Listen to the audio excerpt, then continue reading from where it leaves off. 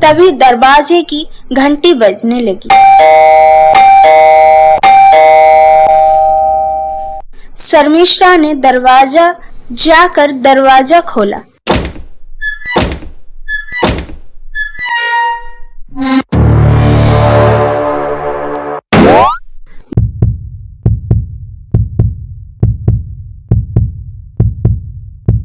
जब वो लौटे तो उसके साथ बेसी समूह की मेरी तीनों सहेलियां सालू, आस्था, शर्मिष्ठा थी। ये तीनों बहुत बातूनी है। उनके आगमन में माँ बेटी की बीच वाकई युद्ध एकदम ज्यादा बढ़ गया। अपनी नहीं। आस्था ने आंखें फैलाकर कहा, सहेली ऐसी सेवा कर रही हो क्या सोनाली? और सभी हंस पड़े।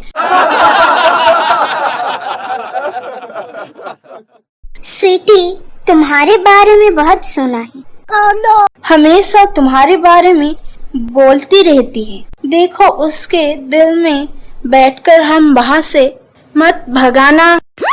सालू ने स्वीटी के कंधे पर हाथ रखते हुए कहा, हम अपने नए दोस्ती के नींव की मजबूत करने के लिए गर्मा गर्म समोसे, जलेबी, ढोकला लेकर आए। इतने बेपरवाह अंदाज में कहा कि भैया स्वीटी के हंसना आया। आयोडेक्स का अपनी जगह रखकर हाथ धोकर स्वीटी रसोई घर में गए तो उनकी चाय बनकर रेडी।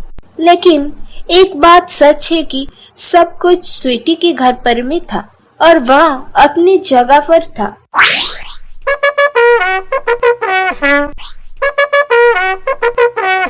हम सब चाय, समोसे, जलेबी या खाकर मजे में गपशप कर रहे थे। स्वीटी के फ्लैट में ऐसा हंगामा कभी नहीं हुआ होगा। मेरी सहेलियां ने तुरंत स्वीटी से दोस्ती कर ली। स्वीटी भी उनसे बहुत खुलकर बात कर रही थी, जैसे वह पुराने परिचय है। सालू ने शरारत भरे अंदाज में कहा कि आस्था, स्वीटी से दोस्ती करने से तुम्हें जरूर फायदा होगा। मैंने कौतूहल बस पूछा, कौन सा फायदा? और श्रीकांत एक ऑफिस में होने से स्वीटी वहाँ की सारी बातें बराबर बता होगी। मतलब अगर तुम्हारी श्रीकांत का वहाँ किसी से अफेयर हुआ तो ये तुम्हें तुरंत बता दे। अरे हाँ, सच में स्वीटी, तुम मेरी आंखें बनकर श्रीकांत पर ध्यान रखोगी। मैंने बहुत प्यार से स्वीटी को कहा। स्वीटी की गाल एकदम गुलाबी हो गई। उसने जवाब नहीं दिया, सिर्फ सिर हिला दिया।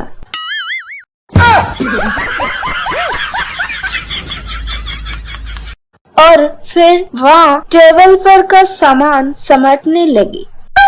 रूम का फैला हुआ सामान निपटाने वाली थी। तभी मेरे ससुर कहा, आ गई। उनके आते ही माहौल बदल गया। मेरे ससुर बहुत स्ट्रिक्ट थे। मेरी सहेलिया ने फटाफट पल्लू दोनों कंधे पर लिया और झुककर उनका आशीर्वाद लिया। सब ऐसे चुप हो गए जैसे उनको बोलना आता ही नहीं है। वहाँ घर चलने की स्थिति में हो गया। एम्बुलेंस बुलाए? उन्होंने गंभीरता से मुझे पूछा। चलूंगी पापा मैं। मैंने डॉक्टर शशि के फोन किया। घर पर जाते जाते उनके देखकर जाएंगे। ठीक है पापा। यहाँ क्यों आई थी? इस स्वीटी को मिलने आई थी पापा जी। इसे कभी देखा नहीं? नहीं, पहले नहीं पहचाने है क्या? हाँ यही ना, श्रीकांत के ऑफिस से काम कर रही थी। स्वीटी बेटा, तुम अकेली रहती हो क्या यहाँ? नहीं अंकल, माँ के साथ रहती हूँ। चलो अच्छे है, नहीं तो हम है ना तुम्हारे साथ।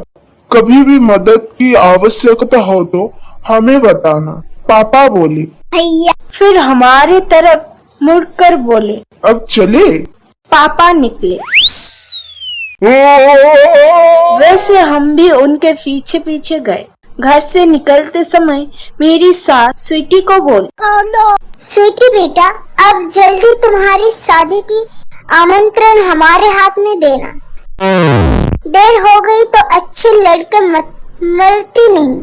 स्वीटी, तुम्हें हम हमारे बेसिक ग्रुप की मेंबर कर लेंगे। मैं बात तुम्हें फोन करूंगी। आस्था, इस प्रस्ताव के हम सब ने अनुमति दी। तीनों बच्चे थैंक यू आंटी बोलकर बाहर निकले गए। लास्ट में स्वीटी का सपोर्ट लेकर घर से बाहर आई। स्वीटी, इन सब की मस्ती खेल को तुम्हें खटका तो नहीं ना?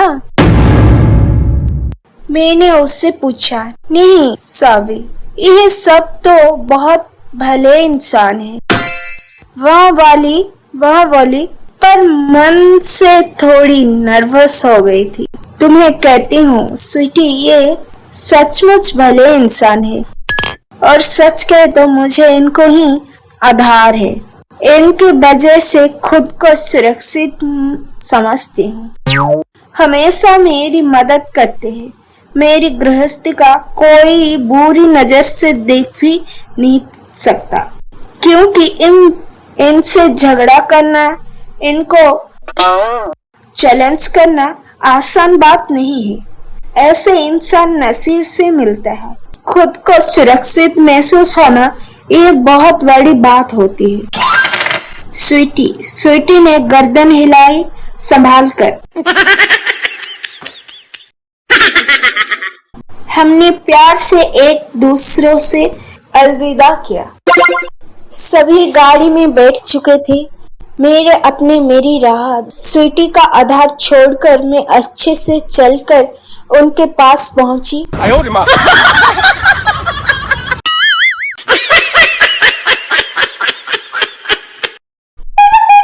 मेरे कमर में मोच आई ही नहीं थी। सब कुछ देखकर मुताबिक प्लान किया था।